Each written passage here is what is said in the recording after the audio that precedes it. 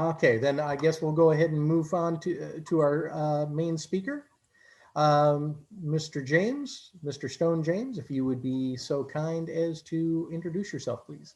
So Rodney, thank you very much for the opportunity to be here. So Happy New Year, everyone. This is Stone James, and I am the Director of Economic Development for Cathedral City. I have had the pleasure of serving the city since about mid-2017, and it has been a fabulous ride ever since joining. And so I prepared a presentation today just kind of highlighting some of the big things that we're working on, and I'm going to share with you a huge success that we had just last night. So not all my pistons are totally firing because it was a 4-hour planning commission meeting. I had 2 nights before. I didn't go to bed until 3 a.m. because I was out in Riverside investigating a site to ensure that no one could call and make false claims about nighttime noise at this operation. But it was a huge win for the city, and the timing is fortuitous that I get to share that with you all today. Now that said, this is not going to be a death by PowerPoint. And so if anyone has any questions at any time, please raise your hand. And so this is supposed to be a fun interaction, and I appreciate the opportunity to be here. So I am going to work on pulling up the presentation. And then Rodney, I think you might be able to share your screen with me. All right, great. So here we go. And let's see if this is going to work for us. And getting a lot of calls. Okay, so here is just a brief list of some of the projects that we have been working on. And so if collectively the group would like me to send a summary email, I'm most certainly happy to do that, as opposed to everyone trying to scramble to write everything down. And this is going to be an incomplete list, but this is a fairly reasonable list citywide. And so we've got stuff going on really on all the major transportation corridors. We've got stuff going on up on the north side of the freeway. And in fact, I will work on later in the presentation, bringing up Google Earth, just to help everyone just kind of really cement the picture of Cathedral City, because it's a very tall city, but not very wide. And so without further ado, let's jump into the meat of it. So Sam's Club, the former Sam's Club, it was vacated in 2006.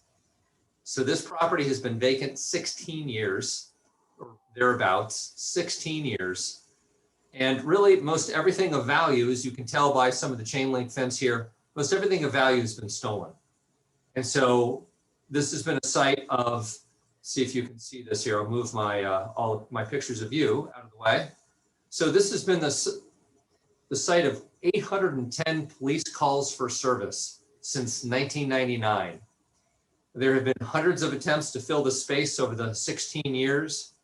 There's an 84,000 square foot building that was formerly the Burlington Coat Factory that is located immediately south of this building. And that's a big opportunity, and I'll talk to that shortly. And so what is so neat is about a year ago, I started working with an Orange County-based development company called Green Law Partners. They are a very good outfit. They are very sophisticated, very well capitalized. They own several million square feet of office in Orange County, thousands of residential units. I'm very familiar with that firm from some work that I did at USC. They're very close with a real estate program there. And so they got this property under contract, and they've got a national tenant. And so, I mean, I suppose the cat is more or less out of the bag that it is an Amazon last mile distribution center. Really, they like to call it a commercial hub center. And so this is going to be the rendering of what you are going to see. So last night it was approved 5-0. And what this is going to do is this commercial hub center is going to be the last mile for Amazon products. And so it's going to allow people to, obviously it's going to increase the speed of delivery for Amazon customers. Also, if you would like to come pick up your package there, or if you have a return, you can drop your package off there. So what's exciting about this from an economic development standpoint, there's actually quite a few things that really just had me so nervous and us working tremendous hours up to this. It's going to provide the area 152 jobs.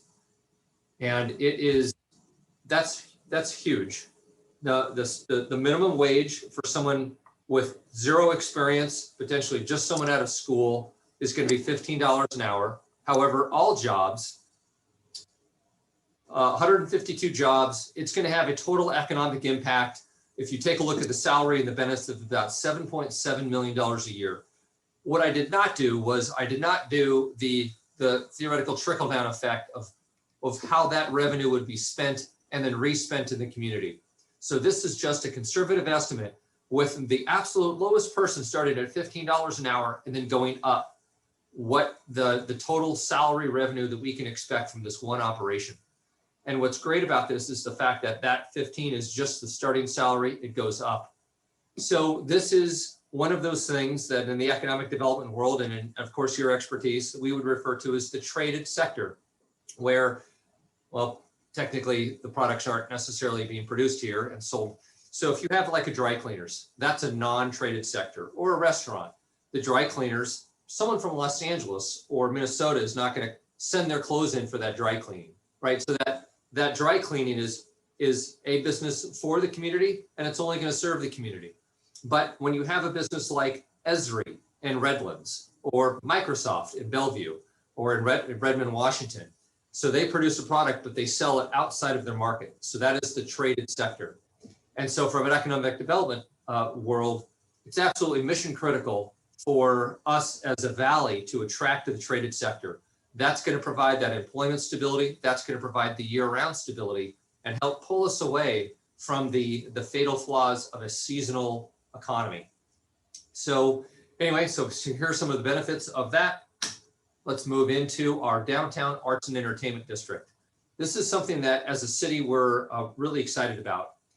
This has taken 20 years or more to assemble, and we've got some of the different pieces. I'll walk you through it.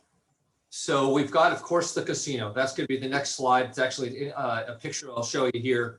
If you've driven by it, you see it's open, it's operating. There's a lot of people there. It's actually a 24-hour day operation. And the tribe is really happy with the success that they've had at their newest facility, the newest casino in the valley in 20 years. And this was something that was interesting. I was talking to the city manager of Palm Springs, and he made a unique observation.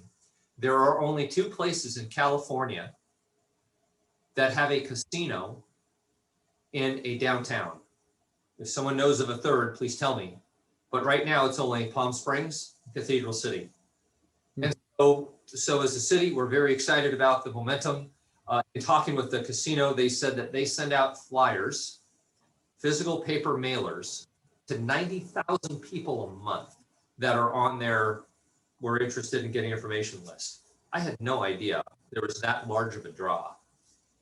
So that opened in November and is all pistons are firing. Number 5 here, this is an older picture. Our station, Fire Station 411 is complete. That was about a $8.2 million investment. It's a beautiful new facility, and that is open and operated. If you want to come to our downtown and twist an ankle or break something, the paramedics will come to your aid. Number 1 up there in the very top of the slide, that is where the park for the CV link will eventually go. And so as everyone knows on the call, Cathedral City was the city with the first segment of CV link, that 52-mile riding, biking, multimodal transportation trail that goes from Vista Chino down to Ramon. We are diligently working on obtaining all of the easements and working with CVAG to obtain all of the easements, which is very difficult to do between Ramon Road and downtown. But you can see where the number one is on the top left of the page and the top right of the page. It is going to border that wash. That link there, that park, is going to allow people to connect into our downtown. So we've got number 7. That project, from a commercial standpoint, is interesting. That is going to have a total of 7 commercial pads. I'll get to that in a subsequent slide. I actually have a slideshow. If we take a look at number 4, so number 4 actually refers to the senior center, but if you see what 4 is over Lane, that's between Buddy Rogers, Van Fleet, East Palm Canyon, and B Street. That's 5 acres. And that is something that the city is going to be taking to market here soon. And we can talk more about that in a subsequent slide. If we can jump over to the other side of East Palm Canyon and take a look at number 2, that's pretty exciting. That is going to be, it started out as about a $3.2 million amphitheater.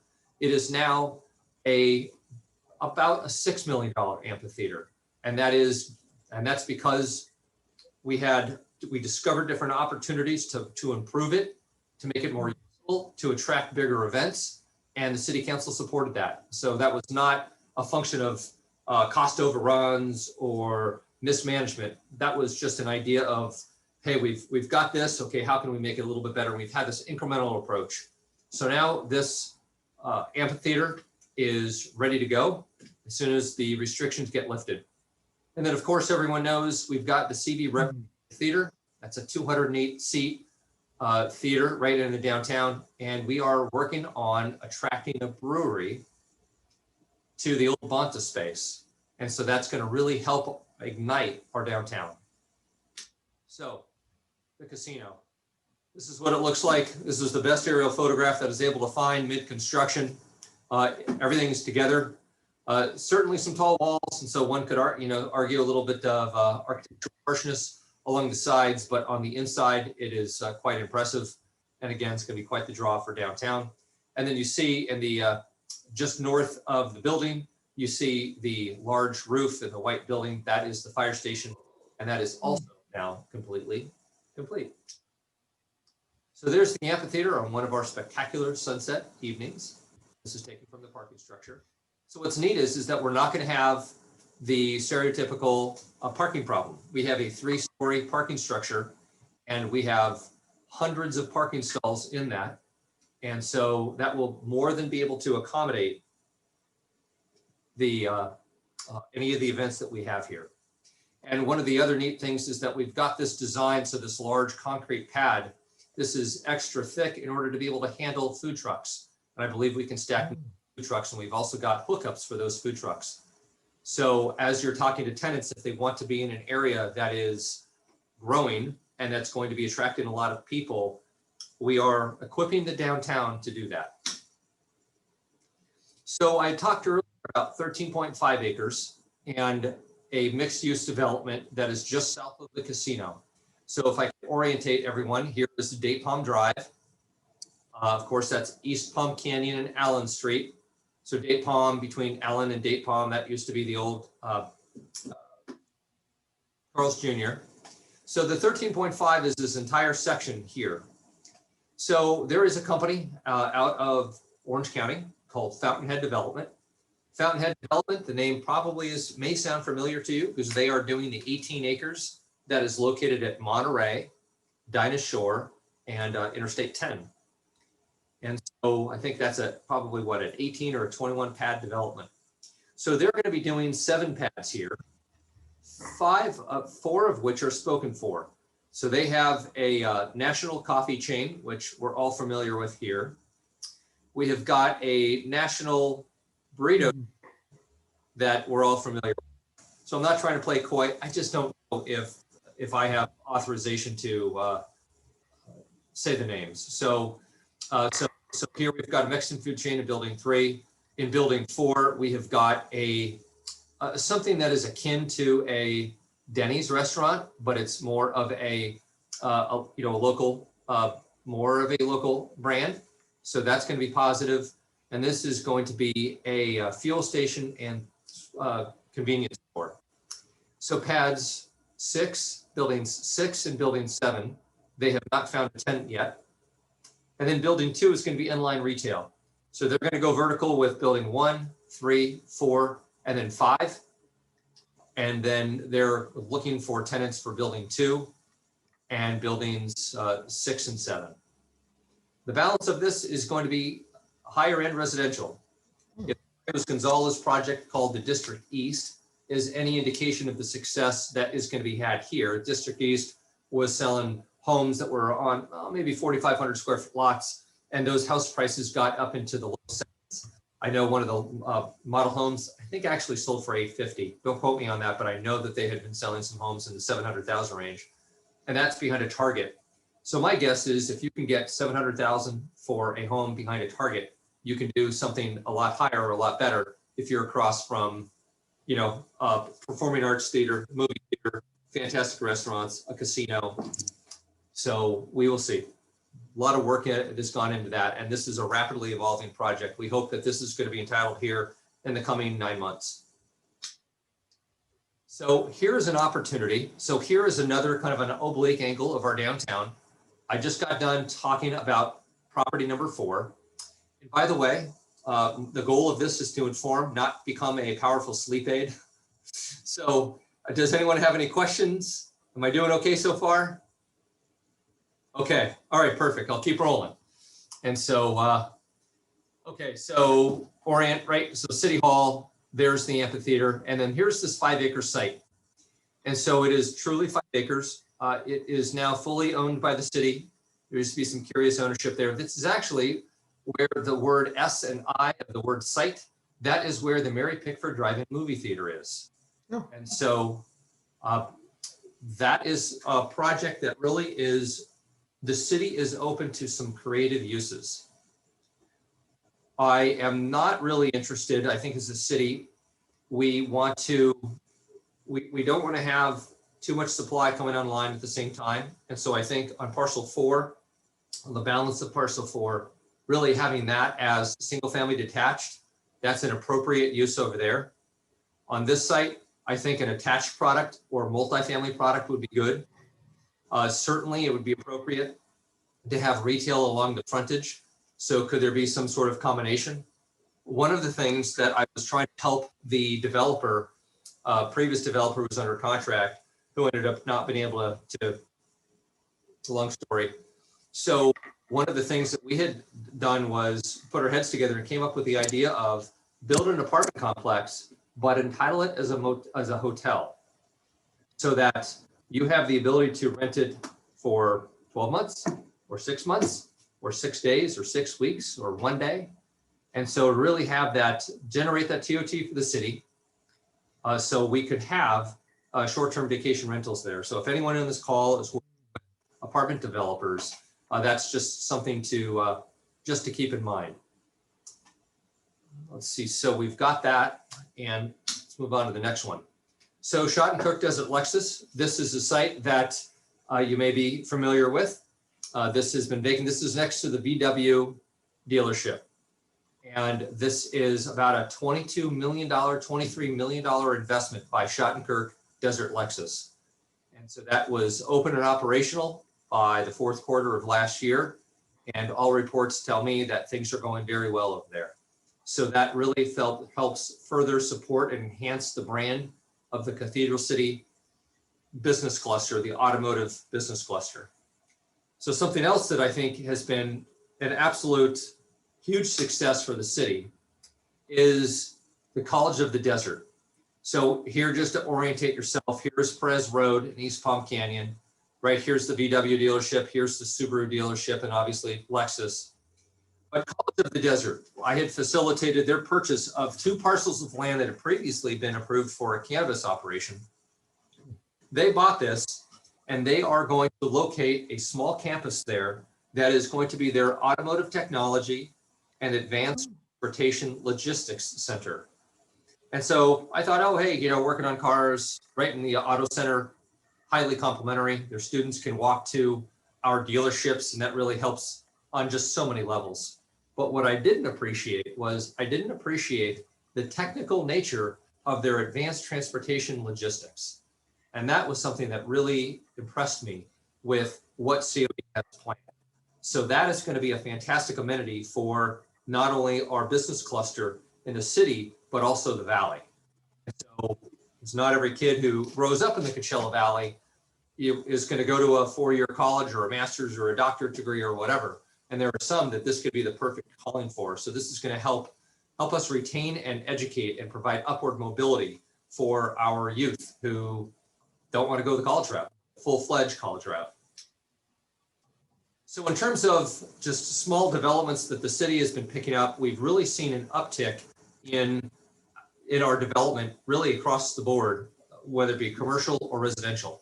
And so here was a site that had had a home that probably hadn't had occupancy in it for 20 years, with the exception of a lot of mice. And so that was finally torn down. The mice were successfully displaced, so please no one worry. And Tower Market is going vertical with this. And so this is right by the post office. And so just off of Date Palm, north of Dinah Shore. And so that's going to be a good addition to the community. Suniva, so the cannabis sector. So that's been pretty interesting. As we all know, right, there was no cannabis until about 2014. And ultimately the city adopted that. And now it really has become I would say, a significant part of the Cathedral City revenue. And so it is not the dominant business cluster. It is one of several business clusters. You know, we are not changing our identity from what we were to all cannabis all the time, but it is just one of several business sectors that we're looking to enhance. And so the Suniva building has been a pretty interesting situation. Originally, that was supposed to be about a $54 million project, $54 million. The building that you see in this picture is, as I mentioned, 80% complete. And right now, the building that you're looking at has about 106 million into it. So it was budgeted at 54.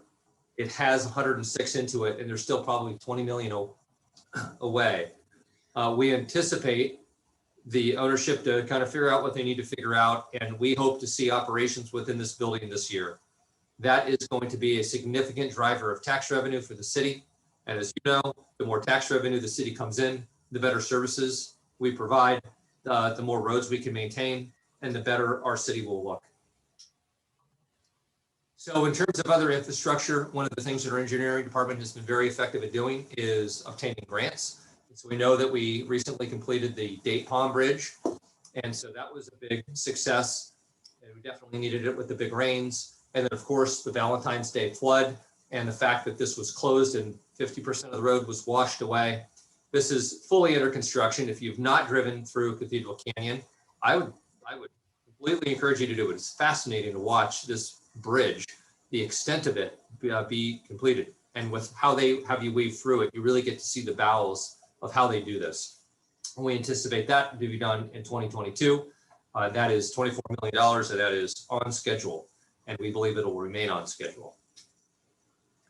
So this is a commercial forum, but one of the things that I just thought I would bring to your attention is that what fuels commercial, of course, is residential. And so we've got in excess of $200 million worth of residential construction going on.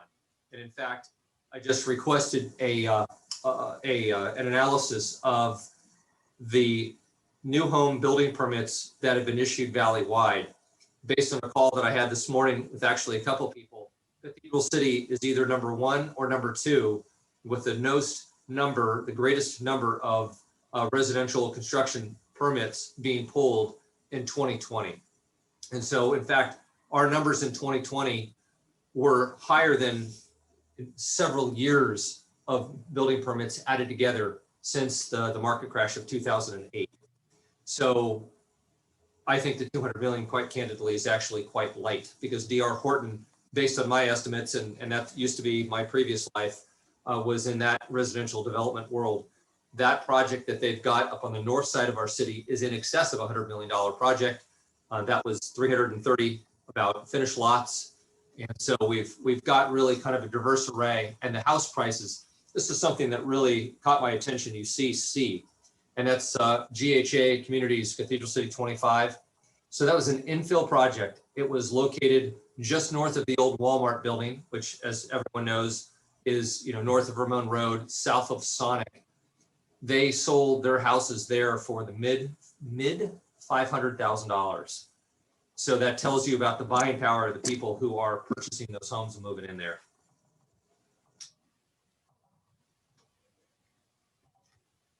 So this is Gerald Ford and Date Palm. There's the casino. So we're going to have 177 new residences going there. Here too, project Campanella finished. That was a project that was obviously started pre-crash and has been held ever since. They're bringing an excellent home builder, a small private home builder out of Santa Clarita, build that out. That's going to be excellent product. And then this was just approved. And so with that, I would love to answer any questions. I have a question Yes. about, I was told that there was going to be a 55 plus community built up by Verano. Uh-huh. Is that true? So I think that a 55 plus builder was talking with the ownership about that. It has not come to fruition yet, but I know of at least one who had contacted the ownership about that. And of course, we would support that as a city because that has been vacant for way too long. Oh, and by the way, that's one of the things too that I would really encourage you to do is, you know, one, if you guys are working, so if you've got an interesting idea or something that's, you know, sense of urgency, you know, call me. I've got my personal cell phone on my email signature, or shoot me an email. One of the things that I've really consistently seen from the city is the desire to increase the intensity of the uses within our city. And so, you know, certainly we can't have an airport next to a residential community, but like if we take a look at our downtown, I actively search for ideas to increase the intensity of the uses. And that is something that I've really seen throughout the city from this council, is that pro-growth and a way to, well, for example, filling the Sam's Club. So I would just really appreciate and encourage your creativity. I have a question. Yes, Chris. Besides the CV link, was there ever any discussion or with the planners, anything about any bike lanes in any of this developed core of downtown to make it easier for people maybe to get to that by bike? Yes, that is, yes, Chris, actually that just came up one council meeting ago with the city engineer working on getting bike lanes over on Gerald Ford. And then I would say this had to have been early COVID, probably early COVID. We had engaged a company to really take a look at how can we create bike lane connection and walking path connections between the downtown core and just really throughout the city. So that is something that the city is mindful of and would like to do. It's difficult. It's not without its challenges, but it's on the radar. And so I hope that we can continue to work towards that. And we've been looking at grants and good stuff like that. Thank you. You bet. So one of the things that if you do bring a client into the city, just know that we are extremely short-staffed. And so, you know, it'd be helpful to, you know, just encourage that client to be patient with the responses. And so we took about a 20% budget cut in June, and we lost a lot of positions, quite candidly. And so we're doing the best with what we've got, but we're doing everything we can to support those developments. We've got a national, I believe it's a national, or at least a regional hamburger establishment that is going to be moving forward on a vacant pad located on the northwest corner of Ramon and Date Palm. In that same shopping center, we are going to have a regional kind of new niche, should actually be pretty cool, new niche chicken-based company that is going to be moving forward on a vacant pad within that. And then there is a separate, and I believe this is a national chicken-based company that's going to be going on, I probably can, well, I don't know if I can say that one. So that one's going to be going on up on the north side of the freeway at the crossings at Bob Hope. And so far we've got that new hotel there. Obviously we've got, what is it, a McDonald's, a Starbucks. There's still a couple of inline pads there that are available up at that Varner 10 freeway and Bob Hope. And then of course, we've still got the former Walmart building that's empty. That's north of Ramon Road, right south of Sonic, west of Date Palm. The ownership has retained a gentleman by the name of Daniel Bacani, and he has been a treat to work with. And apparently the ownership really is open and receptive to different types of deals. So anyway, I want to respect everyone's time. If no one has any questions, then I don't want to keep you. If you do have any questions, Rodney can presumably send out my V card, and I'd love to help you however I can close a deal. Sounds great. Thank you very much. It's been a fantastic and informative hour, half hour, a little over a half hour. Hopefully half hour. Again, I didn't want to try to cure anyone of insomnia today. No, it was fantastic. I'm very happy to see all the things that have happened over the last at least 5 years. I know I was very enthusiastic when I heard initially about the amphitheater and everything that was going on right outside of the City Hall area. And when you guys went into that new City Hall, I thought that was a fantastic move. It's been really, when I had the privilege of joining the city team here and working to serve the community, I really hadn't spent much time, quite candidly, in downtown Cathedral City, certainly at night. And my office had previously been up on the corner. And so now they put me in the basement. It's not a real window. That's just a picture of a window. But kidding. So I was up on the corner there for a spell. And what just amazed me was the activity in the downtown at night. The people going to Trilusa, the people going to the movie theater, the people going to CV Rep. I had no idea there were that many people there. And that was before the amphitheater went in. Mm-hmm. So that really helped me appreciate the momentum that is building within the downtown. It's just been amazing. So anyway, hopefully you can come across clients that would like to locate in Cathedral City. And one other thing too, is that unfortunately with the dissolution of the RDA in 2012, we don't have a lot of money to throw at businesses to incentivize them. But one of the things that I do try to do is I do try to sell the fact that well, one, I appreciate what the brokers go through. And so I'm sensitive to how do we drive revenue, time kills all deals, all of those things. But also the thing that I think I can positively influence is how we can mitigate developer risk. And what price can we put on that?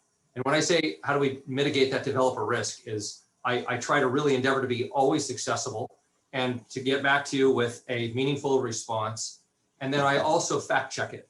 And so that if your developer, when they want to do something or their tenant, I will get I'll provide an initial opinion, but I'll fact check it so that they're not relying just on my word. And also if they want accessibility to members of the council, the city manager, the planner, I facilitate that. And so in my thinking, that's a way to mitigate their development risk so that they don't get into something and spend months of your time and their time and probably $100,000 or a couple $100,000 only to find out that the city's going to require a freeway overpass or something foolish. Mm-hmm. Well, one, we don't do that, but two, that's one of the things that I endeavor to do. So anyway, I appreciate your time. That brings up a question I actually do have. Do you have an area of opportunity zone in Cathedral City? That's a fabulous question. Thank you for that softball. And I did not pay for that, by the way, everyone. That was entirely his. We actually have 3.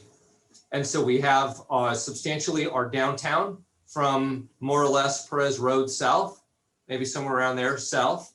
That goes all the way into the Cove.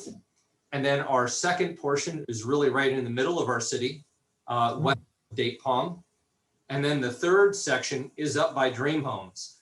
And there is some land up there that is north of Ramon Road that does have commercial. Granted, there are some challenges up there, infrastructure, and it's maybe a little bit more of a scruffier part that's up and coming. But there are 3 distinctly different opportunity zones within the city. Excellent. Donna, are those on the Cathedral City website that we can see the maps? Robin, great question. It should be. And so I will confirm that. Oh, by the way, I do have a website and I try to make it a helpful website. And it is very simple to remember. You can remember the long version, which is Cathedral City Economic Development, or you can go ccedd.org.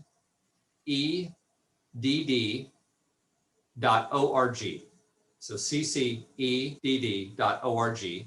And I have endeavored to put relevant and useful information on there about the city and opportunity zones and all of that good stuff.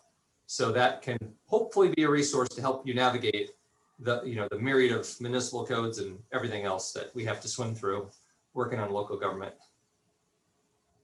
Excellent, excellent. Thank you very, very much for your time, and we certainly appreciate it. And thank you to everybody for joining us today. Really, really, I can't express enough how much we enjoy having not just DACIE members, but so many diverse people that pop in just to check and see what we have to offer. I hope you have a wonderful, fantastic rest of your day, and go out there and make some money. Take care, everyone.